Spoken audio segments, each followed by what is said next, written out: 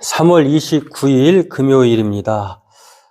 지난 한 주간도 수고 많으셨고요. 또 한 주간을 마무리하면서 오늘 금요 기도회를 통해서 특별히 이 고난주간 2주 연속 우리가 말씀을 살펴보고 있는데요. 주님의 십자가의 고난과 죽으심 그리고 부활을 생각하면서 보내는 마지막 금요일이기도 합니다. 오늘 한 번 더 우리 고난주간이 맞이하는 하나님의 말씀을 생각해 보고 또 은혜를 나누고 우리 기도하도록 하겠습니다. 오늘 말씀은요, 마가복음 14장 32절에서 42절 말씀을 보도록 하겠습니다. 마가복음 14장 32절 같이 읽도록 하겠습니다. 그들이 겟세마네라 하는 곳에 이름에 예수께서 제자들에게 이르시되 내가 기도할 동안에 너희는 여기 앉아 있으라 하시고 베드로와 야고보와 요한을 데리고 가실새 심히 놀라시며 슬퍼하사 말씀하시되 내 마음이 심히 고민하게 하여 죽게 되었으니 너희는 여기 머물러 깨어 있으라 하시고 조금 나아가사 땅에 엎드려 될 수 있는 대로 이때가 자기에게서 지나가기를 구하여 이르시되 아빠 아버지여 아버지께는 모든 것이 가능하오니 이 잔을 내게서 옮기시옵소서. 그러나 나의 원대로 마시옵고 아버지의 원대로 하옵소서 하시고 돌아오사 제자들이 자는 것을 보시고 베드로에게 말씀하시되 시몬아 자느냐 내가 1시간도 깨어 있을 수 없더냐 시험에 들지 않게 깨어 있어 기도하라. 마음에는 원이로되 육신이 약하도다 하시고 다시 나아가 동일한 말씀으로 기도하시고 다시 오사 보신즉 그들이 자니 이는 그들의 눈이 심히 피곤함이라. 그들이 예수께 무엇으로 대답할 줄을 알지 못하더라. 세 번째 오사 그들에게 이르시되 이제는 자고 쉬라. 그만 되었다. 때가 왔도다. 보라 인자가 죄인의 손에 팔리느니라. 일어나라 함께 가자. 보라 나를 파는 자가 가까이 왔느니라. 오늘은 이 최고의 순종일까? 왜 이 예수님이 이 겟세마네의 기도를 통해서 왜 최고의 순종으로 그렇게 말할 수 있을까에 대해서 살펴보고 그렇게 은혜를 나누고 기도하도록 하겠습니다. 오늘 본문은 십자가에서의 죽음을 앞두고 예수님께서 제자들을 데리고 겟세마네라고 하는 곳에 오르셔서 기도하시는 겟세마네 기도에 대한 내용입니다. 이 내용을 다시 얘기해 보자고 하면은 최고의 순종이라고 할 수 있는데 왜 최고의 순종이라고 말할 수 있는가? 그리고 이 이야기가 우리에게 무엇을 말하고 있는가를 살펴보고 기도하도록 하려고 합니다. 먼저 이 예수님의 최고의 순종으로 우리가 이 본문을 말할 수 있는 것은요, 하나님의 뜻을 따랐기 때문이다라고 하는 것입니다. 하나님의 뜻이라고 하는 것은 예수님이 죽는 것인데요. 그러나 인간의 몸을 입고 계신 예수님이야말로 하나님의 뜻을 따르고 싶지도 않을 수 있었겠죠. 제자들이야말로 예수님께 그 인간의 모습을 그대로 보여주고 있는 모습인데요. 잠깐 깨어서 기도해달라고 했는데 그 순간을 못 참았어요. 그래서 제자들은 눈을 감고 잤던 것을 볼 수가 있는데 그 정도로 인간은 생물학적으로, 인간적으로 연약함을 가진 존재인데 더구나 예수님이야말로 이 죽음을 앞두고 얼마나 슬프고 또 고민하고 고통스럽고 또 끔찍했을 것입니까? 그럼에도 불구하고 오늘 예수님은 이 모든 것들을 자신의 원대로가 아니라 아버지의 뜻대로 하는 것을 볼 수가 있는데 그러한 면에서 최고의 순종이라 이렇게 말할 수 있는 것입니다. 오늘 우리가 읽은 본문 33절에 보면은요, 예수님이 철인이 아니세요. 예수님도 인간의 몸을 입고 계셨기 때문에 이 내용을 보면은 죽음을 앞두고 예수님은 심히 놀라셨고 슬퍼했다라고 하는 것, 인간의 모습이 여기에서 드러나는 것을 볼 수가 있고요. 또 예수님이 죽게 된 것을 통해서 마음이 심히 고민하고 있다라고 하는 것을 보면서 예수님이야말로 참 우리의 연약함을 그대로 가지신 인간의 특징을 갖고 계시다라고 하는 것입니다.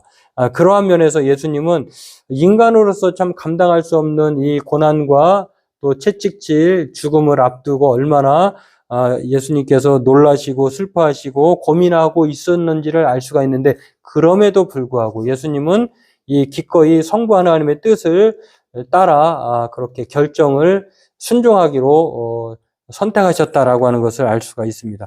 겟세마네 동산에 오신 것 자체가 바로 죽음을 앞두고 예수님이 마음의 결기를 다지기 위해서 오신 것을 알 수가 있습니다. 순종하게 오셨다라고 우리가 볼 수가 있는데요. 그리고 예수님은 누가의 기록에 의하면 누가복음에서는 예수님이 얼마나 이 고통이 끔찍하고 또한 처절했으면 힘써 기도했을 때 그 땀이 바로 핏방울 같이 되었다라고 말할 정도로 예수님은 이 고통의 순간이 얼마나 참아내기가 힘들었는지를 알 수가 있습니다. 이렇게 말씀하고 있는 것처럼 마치 겟세마네가 기름 짜는 틀이라고 하는 이름의 뜻이거든요. 그 정도로 예수님이 얼마나 자기의 인생의 모든 고뇌를 짜내고 있는지를 알 수가 있습니다. 그렇게 순종하기가 힘들었는데 인간으로서는 감당할 수 없는 그러한 불순종을 선택할 수 있는 그런 상황에서도 예수님은 기꺼이 이렇게 힘든 과정이었지만 그럼에도 순종하기로 힘썼다라고 하는 것을 알 수가 있습니다. 이 순종의 문제는요, 정말 누구나 할 수 있는 그러한 상황이 아닙니다. 예수님이 순종할 수밖에 없었다라고 하는 이 판단을 내리신 데는 예수님이 하나님과의 관계 때문에 그래요. 만약에 예수님이 인간이시지도 않고 하나님이시도 아니하였다고 하면 예수님이 우리의 죄를 대속할 수도 없을 뿐더러 하나님의 공의에 만족할 수도 없었다라고 하는 것입니다. 그러니까 예수님이어야만 했었는데 예수님이 하나님이시자 인간이었다라고 하는 것. 그래서 이 관계를 정상화시키기 위해서 예수님은 순종의 길을 선택하셨다라고 하는 것입니다. 그 예수님은 바로 모든 인류의 죄를 담당하시기 위해서 많은 사람들의 대속물로, 지난 시간에 말씀을 우리가 마가복음 10장 45절에 예수님의 오심에 대해서 죽으신 이유에 대해서 살펴본 것처럼 바로 그러한 이유가 여기에 있었다라고 하는 것입니다. 예수님이 아니면 대속물이 있을 수 없다라고 하는 것입니다. 때문에 예수님은 고난받고 죽으신 것은 자신의 죄 때문도 아니고 자신이 저지른 일 때문에 대가도 아니다라고 하는 것. 그럼에도 예수님은 십자가의 수치를 지독한 고통과 수모를 견디시면서 오늘 이 하나님의 뜻에 순종하기로 결정하셨다라고 하는 것입니다. 이 순종이야말로 할 수 있는 순종이 아니다라고 하는 것.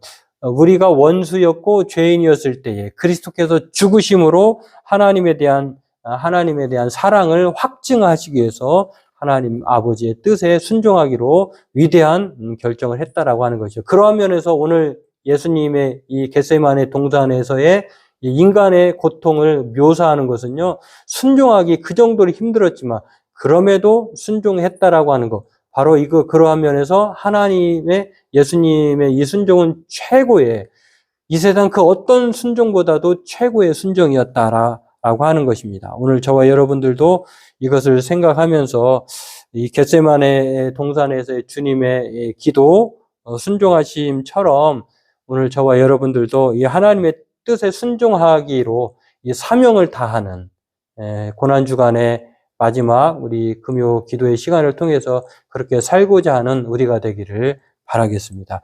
두 번째로 예수님의 그러한 버림받으심은 그러면 어떠한 문제인가를 생각해 볼 수가 있는데요.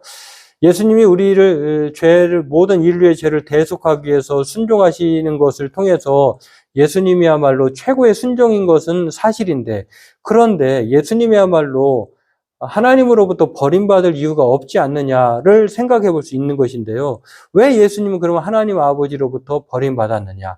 아바 아버지여, 나의 원대로 마옵시고 아버지 뜻대로 하옵시오서 얘기하면서 나의 하나님 어찌하여 나를 버리셨나이까, 이렇게 절규의 목소리를 행하시잖아요. 십자가에서. 마치 욥도 이 버림받은 표현을 이렇게 말한 적이 있습니다. 그런데 내가 앞으로도 가도 그가 아니 계시고 뒤로 가도 보이지 아니하며 그가 왼쪽에서 일하시나니 내가 만날 수 없고 그가 오른쪽으로 돌이키시나 배울 수 없구나.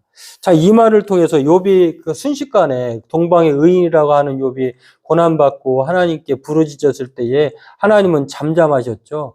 그러나 보이지 않는다고 해서 하나님이 안 계신 것이 아니지 않습니까? 구름에 가린 해가 안 보인다고 해서 그렇게 안 보이는 것이 아니라 존재가 없는 것이 아니라 가려져 있을 뿐이지 여전히 구름 사이에 있는 것처럼 오늘 하나님도 예수님께서 그렇게 절규하셨을 때에 우리는 하나님이 숨으셨다 이렇게 표현할 수 있는 것인데요. 그 숨으신 것이지 아니 계신 것이 아닌 것처럼 욥이 이렇게 하나님을 보고자 해도 하나님이 답답할 정도로 숨으신 것처럼 우리가 인생을 살면서 우리의 기도를 통해서도 왜 우리의 기도는 응답되지 않을까? 나의 기도는 응답되지 않을까? 하나님은 왜 응답해 주지 않는 무존재 또 무반응이실까 이렇게 생각할 수가 있는데요. 그러나 그렇다고 해서 하나님이 안 계신 것이 아니다라고 하는 것입니다. 누가의 이렇게 이 표현을 보면은요, 예수님의 그 절규를 통해서도 왜 하나님은 예수님의 울부짖음에 외면하셨을까를 보면은요, 여기에는 하나님의 신비가 있다는 것입니다.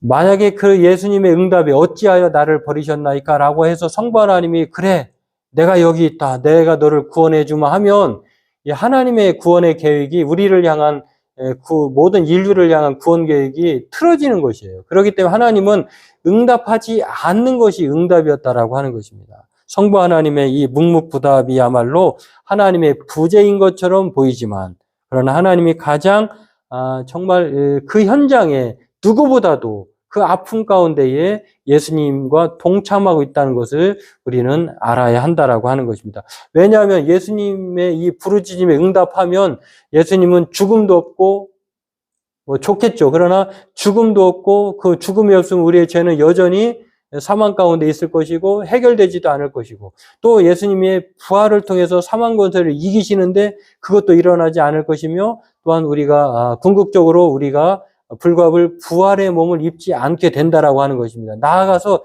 예수님이 승천하셔서 하나님 나라에 들어가고 우리 또한 그 하나님 나라를 들어가는 것을 우리가 유익을 못 보게 된다라고 하는 것입니다. 그렇기 때문에 하나님이 버림받으심이 아니라 하나님이 의도적으로 숨으셨고 또 그러나 여전히 끝까지 예수님의 죽음의 현장에 누구보다도 가슴 아파하고 함께 고통을 겪고 있다라고 하는 것입니다. 그렇습니다. 유명한 신학자인 사람들, 두 명의 사람들의 이야기를 보면은요, 토마스 아켄퍼스 같은 사람 같은 경우는 당신이 나와 멀리 떨어져 있는 것처럼 생각될 때도 나는 항상 가까이 있습니다. 모든 것을 잃은 것 같은 느낌이 들 때도 더할 수 없는 보상이 가까이 다가와 있습니다. 참 우리가 이 믿음의 눈을 가진다는 것은 쉽지 않은데요. 우리가 가장 멀리 있는 것 같지만 하나님은 가장 그 순간에 가까이 계신다라고 하는 것. 그리고 C.S. 루이스 같은 영국의 변증가도 이렇게 하나님의 숨기움에 대해서 말을 하는데요. 가장 고통스럽게 경험하는 이들은 어떤 면에서 그분과 가장 가까운 사람들이다. 그러니 인간이 되신 하나님이 모든 인간 중에서도 가장 크게 하나님께 버림받지 않으신다. 이렇게 말을 했는데 예수님이 누구보다도 하나님 아버지와 가까운 분이잖아요. 그러면 성부 하나님이 성자 예수님을 버리셨나요? 그렇지 않다라고 하는 것이죠. 가장 가까이 두기 위해서 그렇게 가장 멀리 있는 것처럼 보였다라고 하는 것입니다. 오늘 저와 여러분들도 이것을 기억하고 예수님이 하나님으로부터 버림받은 것은 하나님의 무관심이 아니고 오히려 하나님이 함께 하심을 의도하셨다라고 하는 것. 예수님이 죽으시고 부활하시고 승천하시면 이제 원래 있던 자리로 가장 밀접하게 가까이 예수님은 거하신다라고 하는 것입니다. 이 순종을 실행하심으로 말미암아 이제 수수께끼 같지만 이게 역설이고 신비입니다. 죽어야 사는 것이고 가장 멀리 있어야 가장 가까이 있게 된다라고 하는 것입니다. 오늘 저와 여러분들도 이것을 생각하면서 이사야 선지자는 그러한 면에서 이렇게 말씀을 하였습니다. 제가 읽어드릴게요. 이사야서 55장 8절 이는 내 생각이 너희의 생각과 다르며 내 길은 너희의 길과 다름이라. 여호와의 말씀이니라. 또 사무엘상 2장 7절에 이렇게 말합니다. 여호와는 가난하게도 하시고 부하게도 하시며 낮추기도 하시고 높이기도 하시는도다. 6절 말씀에 그 이유를 설명합니다. 또한 여호와는 죽이기도 하시고 살리기도 하시며 수월에 내리기도 하시고 거기에 올리기도 하시는도다. 야, 차 하나님은 이해할 수 없다. 왜 예수님을 그토록 사랑하시면서 죄도 없으신 분을 왜 외면하셨을까?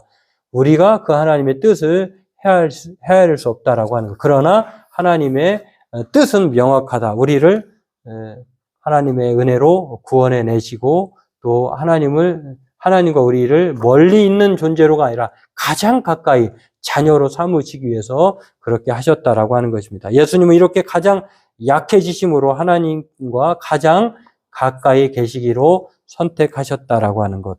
더 큰 목적을 이루기 위해서 그렇게 행하셨다라고 하는 것들을 생각하면서 저와 여러분들도 이 고난주간을 마지막으로 보내면서 정말 예수님이 최고의 순종을 성부 하나님께 실행하신 것처럼 오늘 인간의 몸을 입고 고통 가운데 계셨지만 그러나 예수님은 자신이 버려지심으로 받아들여지셨고 숨은 것이 아니라 하나님이 함께 하심을 경험했다라고 하는 것들을 생각하면서 오늘 그로 말미암아 우리에게 구원이 주어진 것을 우리 또한 생각하고 버림받음으로 하나님께 구원을 가져온 것처럼 오늘 저와 여러분도 순종을 통해서 세상을 구원하시려고 하신 예수님을 따라서 우리 또한 어떻게든지 순종의 삶을 그대로 예수님의 발자취를 따라갈 뿐만 아니라 이 잔을 내게서 거두어 달라라고 하는 그러한 인간의 그 누구나 바라는 바람이 아니라 하나님의 아버지의 뜻을 예수님이 선택하신 것처럼 우리 또한 순종하기 힘든 말씀이지만 그래도 우리는 예수님처럼 우리도 순종하기를 선택하고 또 최고의 순종을 거듭거듭해서 보여주는 그래서 하나님과의 관계 속에서 가장 가까이 다가가는 저와 여러분들도 살아가길 원합니다. 오늘도 날마다 순종하되 언제나 가까이 계신 친밀하신 하나님, 이 가장 가까이 계신다고 하는 이 고통 가운데 가장 부재인 것처럼 느껴질 때가 가장 하나님을 만나기 쉬운 가까이 계심을 우리가 늘 생각하면서 오늘 최고의 순종으로 또 하나님을 늘 어떠한 삶의 현장에서도 가까이 계심을 확신하고 믿음으로 그렇게 살기를 힘쓰는 저와 여러분 되기를 바라겠습니다. 오늘 그렇게 살기를 원합니다. 오늘 이것을 생각하고 각자 기도하도록 하겠습니다. 우리 기도하도록 하겠습니다.